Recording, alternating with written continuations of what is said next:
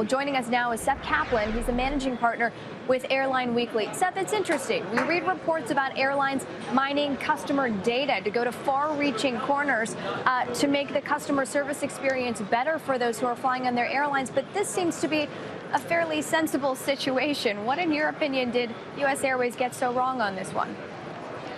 Yeah, you're dealing with tens of thousands of human beings, aren't you? And obviously, none of us were on the flight, so hard to say exactly what. But particularly with this, what they call assistance animals, there's a lot of judgment involved, and they do give the employees some flexibility. Every airline has a little bit of a different procedure, but when you read those internal procedures, and I've done it, you see that there's a lot of flexibility, and some people are going to make better decisions than others. It's interesting, though, because the one thing that neither side disputes in this scenario is that the plane, when this happened, the plane had been delayed on the tarmac for over an hour. I've been on flights like that. They let you get up and go to the bathroom. They let you walk about the cabin when it's unclear what the fate of the flight is for the time being. Do you think that there should have been any more flexibility given that the flight had already been delayed? Yeah, again, it certainly sounds like one way or another, this could have been, let's say, to say the least, handled more optimally, right?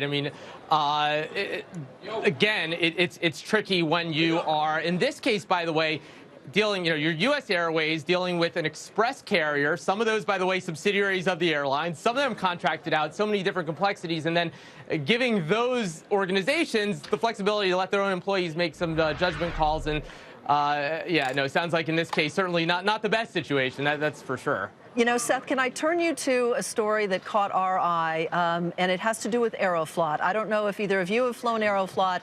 I have, through all 11 time zones of Russia, and at the time, it was not a very pleasant experience. The flight attendants were very brusque, but apparently Aeroflot took notice of the fact that they were losing business to other carriers, and they have now put in place a customer service program that has catapulted Aeroflot to the #1 slot in customer satisfaction among Eastern European airlines. I never thought I'd see that day. What do you think?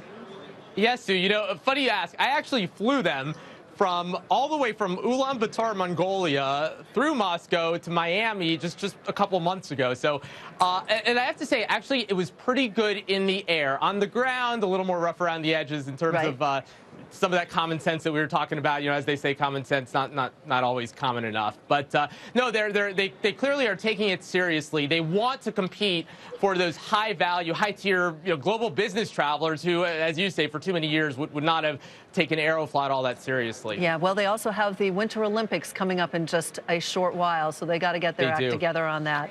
All right, thanks, Seth. Hey, thanks, Sue. Thanks, Kayla.